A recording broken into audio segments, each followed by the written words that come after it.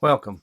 My name is Markus Wesaw, and my contact information is listed clearly on the screen if you should want to email me or call me directly to discuss this video presentation. I have put together this video presentation to outline the relationship between the Workers' Compensation Experience Modification Rating, or EMR, and competitive advantage. I think that the reason I feel it's necessary to get this information out to the public is because I don't think a lot of small businesses are really understanding how the EMR impacts their ability to procure new business by way of contracts and how competitive advantage actually plays into the full gamut of their business. And additionally, I know some of you are probably thinking, wow, isn't Markus a safety guy? Why would he ever be talking about workers' compensation and the EMR? Isn't that something my insurance company handles? And you'd probably be correct for the most part. But let me talk to you a little bit about the experience modification and how it pertains to occupational health and safety. Even though the EMR comes from workers' compensation, the interesting thing about it is it's based on injuries, which do pertain to health and safety, that are compensable claims to workers' compensation. And so, because of that reason, and many other reasons, in the safety world and the profession in general, we use the EMR that is issued by workers' compensation to assess your company in terms of risk. And there are a lot of legal reasons for this as well, but that's beyond the scope of our purposes here. If you need more information on the legal aspects of the workers' compensation EMR and risk management, feel free to shoot me an email or call me directly to discuss it, because I'd love to. Let's move on. Let's back up just for a moment and discuss a few basic elements of what the EMR, or Experience Modification Rating, really is. And again, we use abbreviations a lot, and so I think that if you look at EMR, you're probably going to come up with a bunch of other things that are also known as EMRs, but if you're talking about workers' compensation and an EMR, we're almost always referring to the Experience Modification Rating. Now, I want to make a point here as well. There are 4 monopolistic workers' compensation states in the United States. Only 4 left. And what I mean by monopolistic is I mean that the state government actually controls everything workers' compensation. So in the other states that are outside of North Dakota, Wyoming, Ohio, and Washington, okay, you will likely have a private workers' compensation insurance policy, which means it's kind of like automotive insurance, where we can go to Geico or State Farm or a wide array of other private companies. That's how workers' compensation works in states that aren't North Dakota, Wyoming, Ohio, and Washington. If you're in one of those states, you must deal with the state and nobody else. So keep that in mind. So for you larger companies, okay, and I've dealt with this, just because you're big doesn't mean that you fully have a great understanding of how this works either. So if you're doing business in the states of North Dakota and Wyoming, but you also work in Colorado, well, you will have an EMR from North Dakota, Wyoming, and from your private insurance company that covers Colorado. So as a result, many companies can have multiple experience modification ratings, and they're not always going to be the same either. Sometimes they can be the same, sometimes it can be drastically different. Depends on your company and the claims against your company in each of these states. All right, let's move on. EMR, from a risk management and occupational safety and health perspective, is typically evaluated by NAICS code, or the codes that are given by the Census Bureau to identify certain types of industries. For example, I do safety management consulting. My NAICS code would be 541690. For construction, you would have a totally different NICS code. And again, interesting fact, that is published by the Census Bureau. So I want to make that note because it's important. Typically, your insurance companies are going to tell you, oh, well, an EMR of 1.0 is average. And if you're greater than 1, you're above average. And less than 1 is below average. But, and this is a big but, if your NICS code is very risky, like you're a tree logging company, or you do fishing on the Bering Sea, okay, that's a very high risk industry, or both of those are. And for that reason, sometimes the NICS code kind of gives people a pass for their organization on what is considered average, above average, and below average. But as a general guideline, the 1.0 is considered average.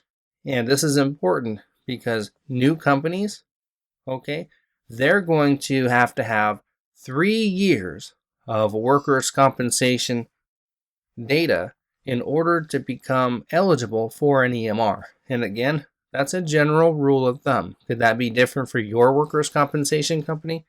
It sure could.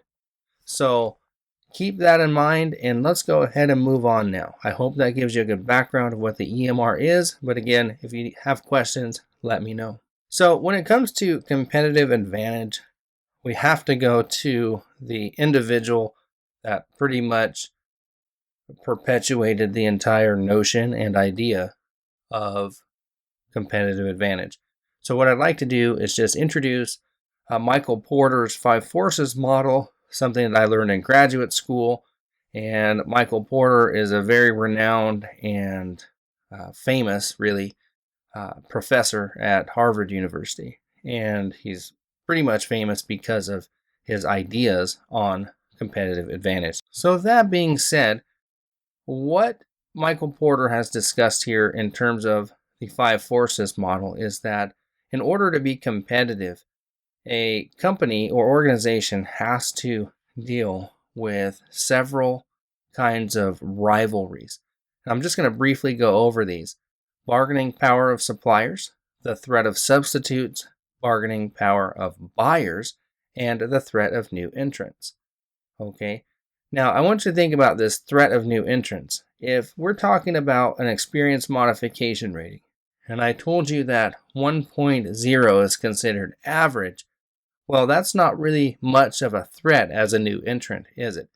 So in terms of Porter's notions, a lot of companies are going to be significantly behind in competitive advantage just because they're new. So you're already fighting an uphill battle, okay? So keep that in mind. That's what I wanted to point out. And then if you're a supplier or a vendor, think about how you can be more competitive if your EMR is lower.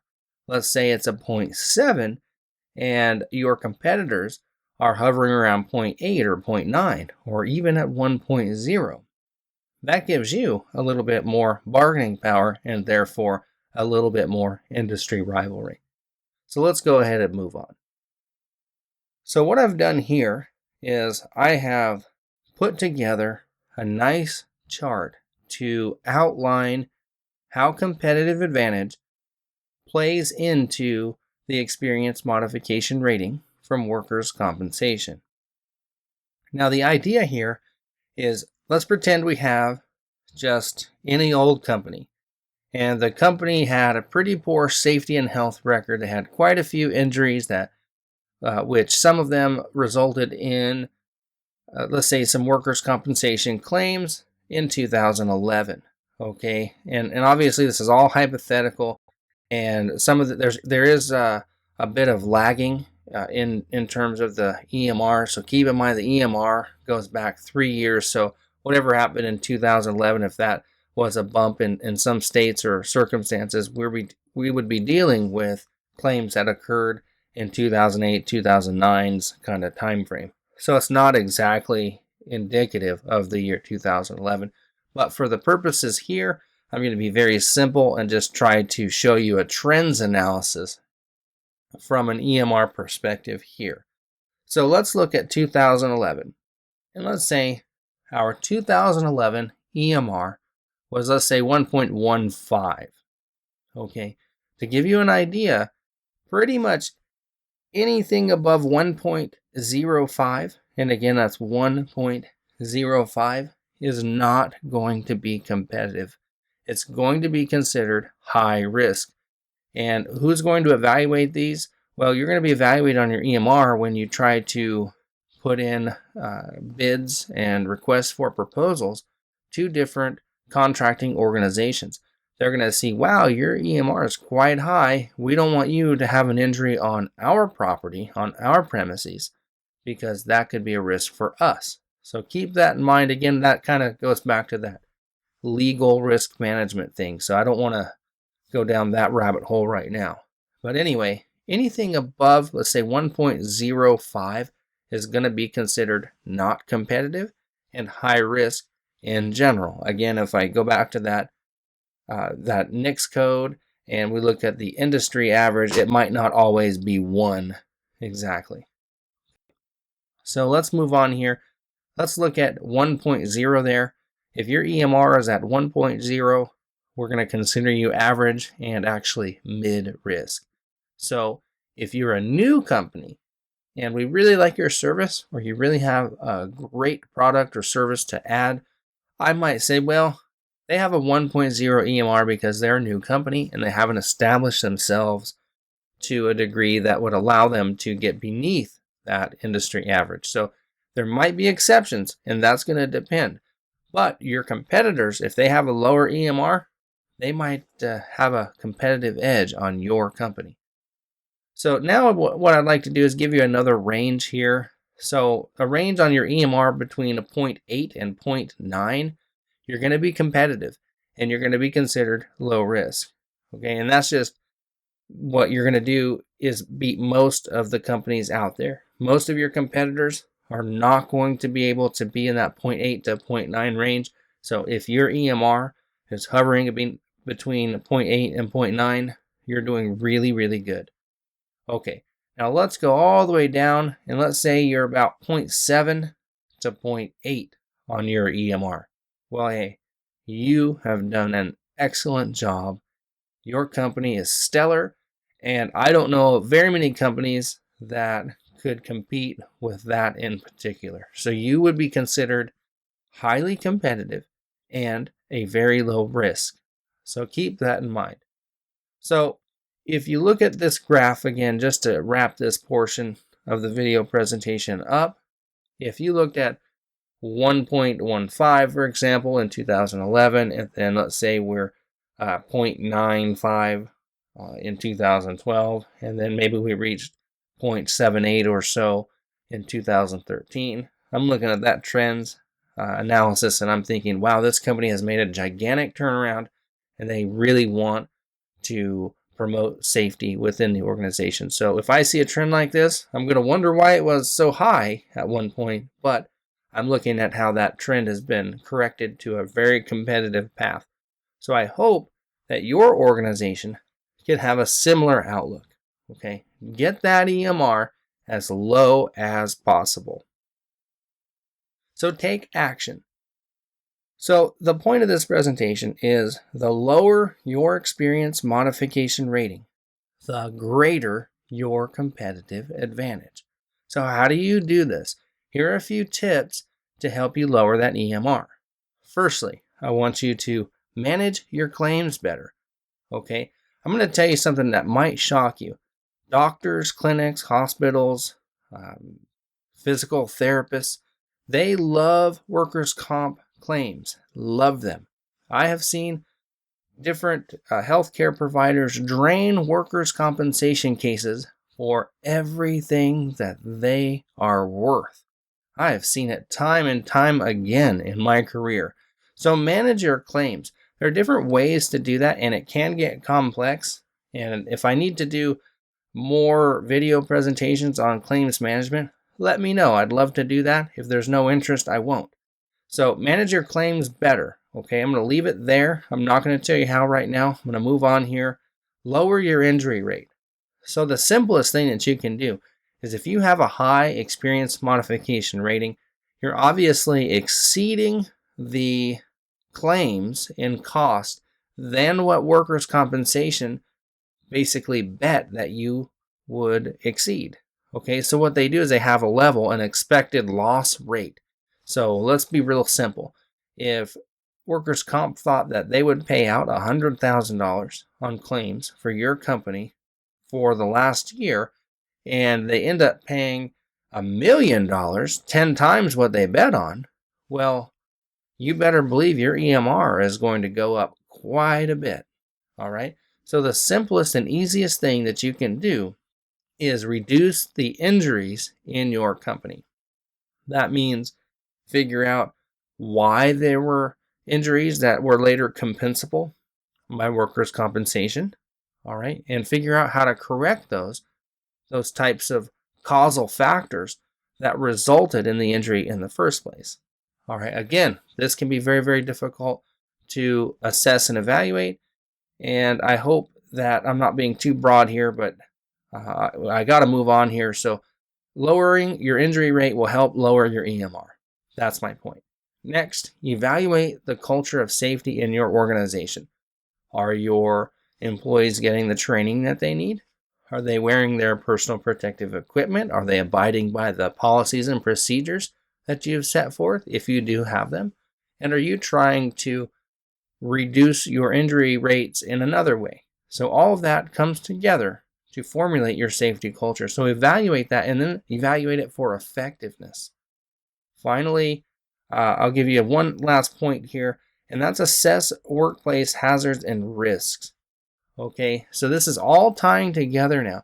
Find out what's going on in your workplace, what's risky, where are the hazards at, identify the hazards, and then abate those hazards, reduce your risk.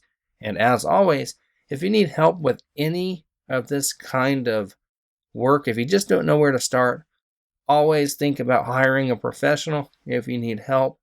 There are a lot of professionals out there that can assist you in getting this EMR reduced to enhance your competitive advantage.